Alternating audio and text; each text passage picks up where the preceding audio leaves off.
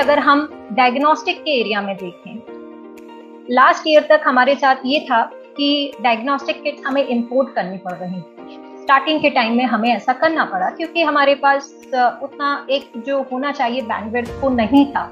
लेकिन आज हमारी स्टार्टअप कम्युनिटी और जो गवर्नमेंट का सपोर्ट रहा है बायोटेक कंपनीज के लिए, स्टार्टअप कम्युनिटी के लिए जो बायोटेक सेक्टर में काम करती हैं, वो बहुत महत्वपूर्ण योगदान है। जहाँ पे कि स्टार्टअप्स को, बायोटेक कंपनीज को एक अपॉर्चुनिटी दी गई, अवसर दिया गया कि आप अपने सॉल्यूशंस के साथ आइए और आप इससे सोसाइटी को, लोगों को जितना बेनिफिट दे सकते हैं या एडवांटेज दे सकते हैं वो मिलेगा। आत्मनिर्भर होने के लिए हमें स्किल्ड ह्यूमन रिसोर्सेज चाहिए, इंफ्रास्ट्रक्चर चाहिए, टेक्नोलॉजी चाहिए, बेसिक साइंस चाहिए, ट्रांसलेशनल रिसर्च चाहिए और साथ के साथ हमें बायो मैन्युफैक्चरिंग हब्स चाहिए। तो ये सारे जो कंपोनेंट हैं इंटरलिंक हैं। तो अगर एक कंपोनेंट भी हमारा कम रह जाता है तो हम उसमें थोड़ा सा पीछे हो जाते हैं। तो ये 4 इम्पॉर्टेंट पॉइंट्स जो इस स्ट्रैटेजी डॉक्यूमेंट में मेंशन किए गए हैं, इसी के इर्द गिर्द इसमें इम्प्लीमेंटेशन प्लान प्रपोज किया गया है कि हम कैसे कैपेसिटी बिल्ड कर सकते हैं। कुछ प्रोग्राम उसमें सजेस्ट किए गए हैं कि अगर हम स्किल विज्ञान जैसे प्रोग्राम लाइफ साइंस सेक्टर में, बायोटेक्नोलॉजी सेक्टर में स्टेट को पार्टनर बना के, जितना भी हमारा स्टेट्स हैं उनको पार्टनर करें, तो वहाँ पे इस टाइप के कोर्सेज को हम रन कर सकते हैं। और हम साथ के साथ उड़ान सेंटर्स उसमें क्रिएट करेंगे, जहाँ पे कि उड़ान सेंटर्स का मतलब है कि जो भी फ्यूचर इमर्जिंग टेक्नोलॉजीज आ रही हैं, तो यंग साइंटिस्ट जो हैं, यंग रिसर्चर्स, उनको ट्रेन किया जा सकता है इस एरिया में।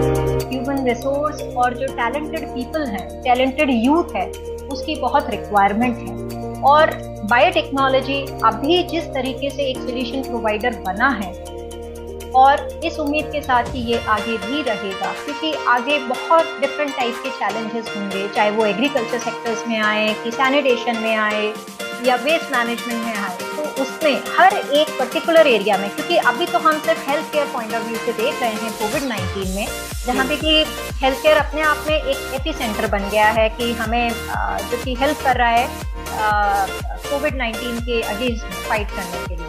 लेकिन आगे जैसे कि अभी हम सब बात करते हैं कि इस समय हमारा क्लाइमेट बहुत गर्म हो रहा है, तो हमें कुछ ऐसी क्रॉप्स भी चाहिए जो कि उस टाइप के एनवायरनमेंट में ग्रो कर सकें। जिस हिसाब से अभी हम देख रहे हैं कि कभी बहुत गर्मी हो जाता है और क्रॉप सस्टेनेंस नहीं है, या क्रॉप का प्रोडक्शन उस लेवल पे नहीं हो पा रहा है।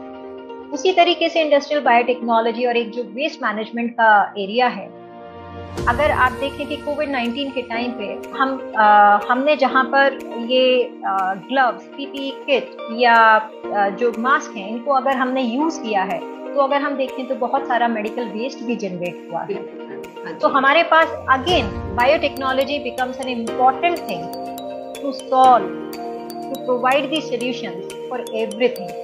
तो अगर आप हार्डकोर हेल्थ केयर में नहीं हैं, तो आपका एरिया कुछ और हो सकता है जो आपके इंटरेस्ट का हो, जहाँ पे कि आप सोल्यूशन दे सकते हैं। हो सकता है बहुत बड़ा सोल्यूशन नहीं होगा, लेकिन एक छोटे सोल्यूशन के साथ भी आप एक बड़ी प्रॉब्लम को सॉल्व कर सकते हैं। आत्मनिर्भर भारत के अंदर प्रोडक्शन लिंक्ड इंसेंटिव स्कीम जो आई है, ये अपने आप में देखिए आत्मनिर्भर हम कैसे बन सकते हैं, जब हम अपनी स्टार्टअप कम्युनिटी को प्रमोट करेंगे, उनको इंसेंटिवाइज करेंगे, उनको वो सपोर्ट देंगे जो कि, और एक सपोर्ट में सब कुछ इंक्लूड होता है, वो इंफ्रास्ट्रक्चर है, वो फंडिंग है, वो मेंटरिंग है।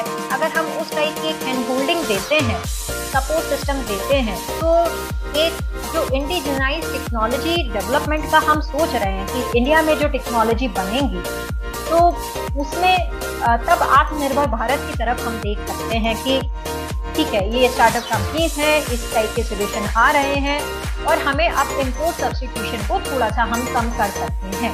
तो चाहे वो सोल्यूशन छोटा है या बड़ा है, अगर वो कहीं पर भी सोसाइटी की हेल्प के लिए है, डेफिनेटली आपका एक जो डिपेंडेंसी होती है बाकी की बड़ी कंपनीज पे, वो थोड़ा सा कम हो जाती है। तो आत्मनिर्भर भारत बनने के लिए डेफिनेटली हमें इन्हीं प्रोग्राम्स पे काम करना होगा।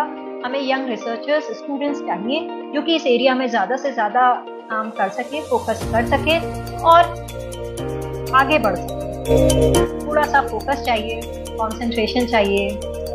अपॉर्चुनिटीज़ बहुत हैं और ये बहुत सही समय है। तो इस समय पे क्योंकि कभी कभी आपको अपॉर्चुनिटीज़ को कैश करना आना चाहिए। तो आई थिंक इसीलिए मैंने, अगर आपने देखा हो तो मैंने बार बार एक चीज़ पे एम्फसाइज किया है कि भले ही वो छोटा सोल्यूशन है, लेकिन अगर वो सोसाइटी के कुछ भी काम आ सकता है तो आपने एक बहुत बड़ा अचीवमेंट किया है। तो आप ये चिंता मत कीजिए कि ये छोटा सोल्यूशन है, पता नहीं ये अच्छा होगा या नहीं होगा, और आपको ट्राई करते रहना है। हो सकता है एक बार आपको फंड नहीं मिलेगा। बहुत सारे एंटरप्रेन्योर्स हताश हो जाते हैं कि हमें अपॉर्चुनिटी नहीं मिल रही है। तो आप ये भी देखिए कि कितना कंपटीशन है, तो उस कंपटीशन में आपको एक थोड़ा सा अलग दिखना है, इसलिए फोकस रहना बहुत ज़रूरी है। उस फोकस के साथ, एक पॉजिटिविटी के साथ आप आगे बढ़ेंगे तो अपॉर्चुनिटीज़ की कोई कमी नहीं है। अंडर ग्रेजुएट प्रोग्राम्स भी हमारे यहाँ, मतलब जो स्टूडेंट्स हैं उनके लिए भी अगर प्रोग्राम्स अवेलेबल हैं तो आप स्टार्टिंग से ही एक डिफरेंट उसमें चले जाते हैं एनवायरनमेंट में। अदरवाइज हम एक बेसिक साइंस ही पढ़ते रहते हैं कि अच्छा ठीक है अब हमें ये सब्जेक्ट कंप्लीट करना है ये, लेकिन अगर हम साथ के साथ उसका एक प्रैक्टिकल एप्लीकेशन भी देख पा रहे हैं तो बहुत ज़रूरी हो जाता है और वहीं से एक मोटिवेशन मिलता है। और अगर आप, ठीक है सब लोग एंटरप्रेन्योर्स नहीं बन सकते, लेकिन आप सोल्यूशन किसी कंपनी में भी काम करके दे सकते हैं, आप रिसर्च साइंटिस्ट तो बहुत अच्छे बन सकते हैं।